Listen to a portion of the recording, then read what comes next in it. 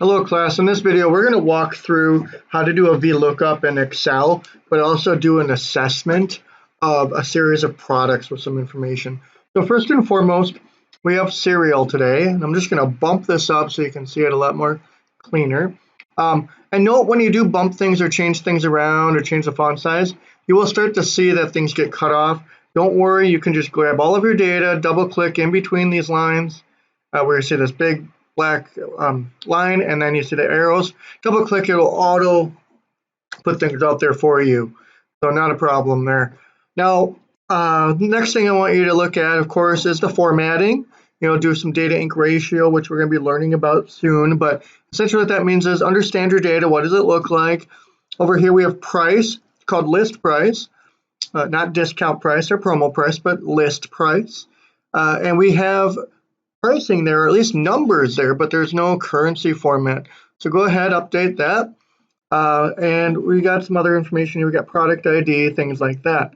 So what I want to do is I want to bring manufacturer over here. I want to know who the manufacturer is of these. So I don't have that in this sheet, but I have it in Serial 2. So we're going to go take a look at that here. And just know, I think Serial and Serial 2 is a horrible way to name the sheets. So if you ever see this in business, it's just sloppy work. It should be something like manufacturer or serial manufacturer. Just be aware of that. It's just sloppy, unprofessional work. The worst thing is to see sheet 1, sheet 2, sheet 3. That's horrible. People don't take pride in their work or don't want to do some good work there. So we have it over here. But if you look, 56, 13, 22, 1, 13, 22, 56, it's not in the same order. So we can't just like copy and paste this over. We have to do a VLOOKUP. Now, next thing I want to do is I want to insert the manufacturer in column B. Why? Just because I like to think of things in a certain order. You don't have to, but just know that if you choose to do it in another sheet or another column, change the names of these sheets around, your formula is going to be different. So we're going to do the VLOOKUP. Now, I don't use the wizard. I just read this stuff in here, but if you want to use the wizard, let's go ahead and use the wizard. I can't zoom in on this, so hopefully my cursor is doing that. So a VLOOKUP is very simple, but it's always taught in a complicated way. Lookup value. So what is it I want to look up? What is it that I want to find? Well, I want to find 56 in another sheet. So where do you want me to look? So table array is, where do you want me to look? Well, I want you to look over in serial manufacturer, but specifically in column A through B. Okay, so I want you to look for that 56, which is represented by A2 in here. So boom, boom, boom, it's going to find it.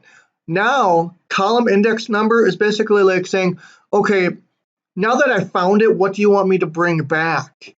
Well, I want you to bring back the information that you find for a match with 56, but I want you to find and bring back column 2. So that's why we're going to grab and put the number 2 there. Okay, see what happens there? It gives you a little preview of Kellogg's. 56, Kellogg's, that's what we want. Gives you a preview there. Now, range lookup should always be a 0. Never before in my life have I ever seen anybody use anything other than 0. In fact, going on 9 years now and telling people about this range lookup being 0, I have asked hundreds of alumni, let me know when you legitimately use anything other than 0. Because you can put a 1 in there to mean true or 0. Basically, when you put a 0 in there, you're saying, I definitely only want you to bring back 56, the match for 56. I don't want you to bring back something like 57's match or 55's match or 5's match. So it has to be very specific. Okay, so we're going to put 0 there. Never before in my life have I ever used anything other than 0, and never before in my life have I ever had an alumni come back and say, hey, this is why I use something other than 0. So we'll go ahead there, hit OK, and then we'll drag this down, and now we've got our information. You can always double check 1 Kellogg, 1 Kellogg, perfect. General Mills 22, General Mills 22, perfect. Now listen carefully here. This is something that I like to do. I like to, whenever I bring data over, because here's what will happen. If I were to delete this or clean this up or copy my report out, look what happens.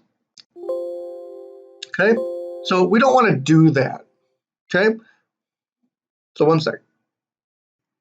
So what I like to do is copy and paste special values this, because then it gets rid of all those formulas. Because if I were to delete that or copy this out of the sheet and still have active formulas doing a VLOOKUP, it will give you that reference error that you saw earlier. So I want to be careful with that. So now I have my data, and actually I'm going to hide this. I don't need this anymore. It's just too distracting to me. Okay. So now I have my data. And one more thing that I want to look at here is, see how it says serving size? It's really considered categorical data. So qualitative, categorical versus quantitative or numeric. I can't add this up or anything like that. So I want to get rid of cup. And actually, I'm going to bump a new column here for unit of measure. And I know it's cup, so I'm just going to copy cup all the way over. And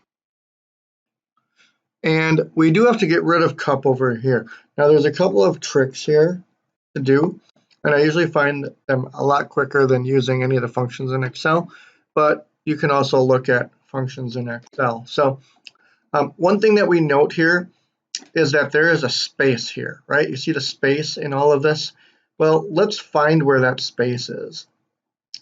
So we're just going to use some junk here, find space. We're going to delete this once we find it and use it. So we're going to find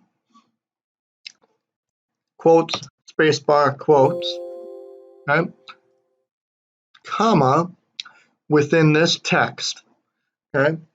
So where is that space? It's in the second position, and then over here it's in the fifth position, okay? So we found that space. Now let's get, the data on left, okay?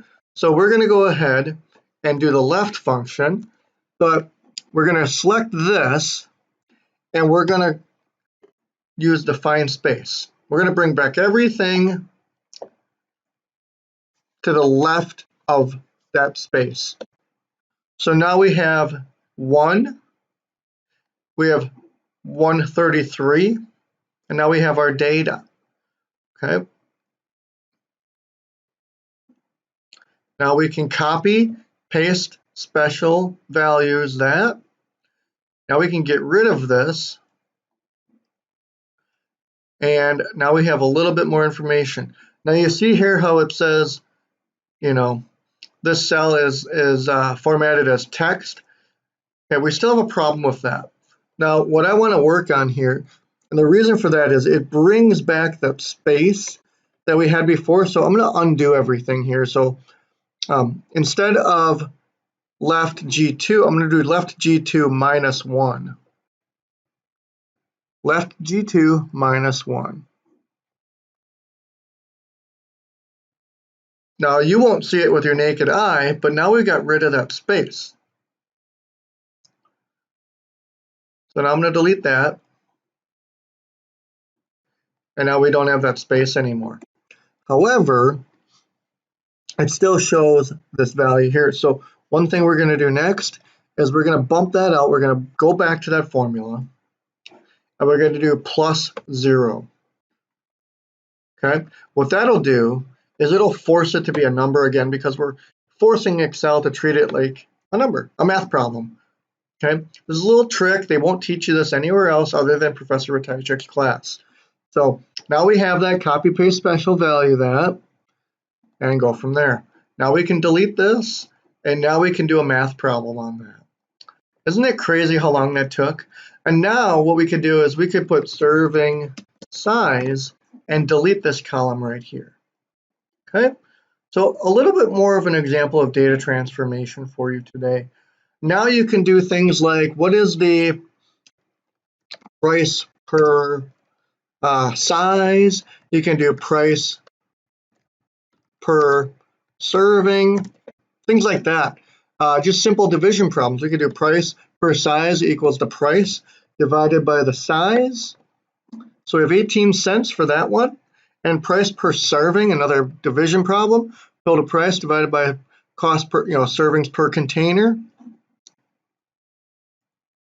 So now you can see price per size. Or because we know this is in ounces, price per ounce would be a better reflection. Price per serving. So now you can see what cereal is more expensive. Look at that, price per serving. I'm just going to hide some of this here so that you can see the names here. So I'm going to go over here and hide this information. And now you can see Cinnamon Toast Crunch is more expensive, even though the other ones are more expensive per list price. Now you can hypothesize why that is. Well, first and foremost, these three would make sense. You would think that you're getting a better deal if you buy the bigger box, right? Economies of scale from an economics class. Well, these two are not family size. You're not getting the benefit from those. So can you see how not all cereal is made equally? Not all cereal boxes have the same ounces in them, even if they are a family size. Not all cereal boxes, even if they're family size, have the same price. And not all cereal has the same serving size. Because cereal is different shapes, right? Like there's a lot of air. Like you pour a cup's worth, well, it's going to have different ounces because of the density within the cereal. So that's how we approach some of that data transformation stuff and work through an analysis. Okay, so for your homework, I'm going to ask you a few questions about this in Canvas.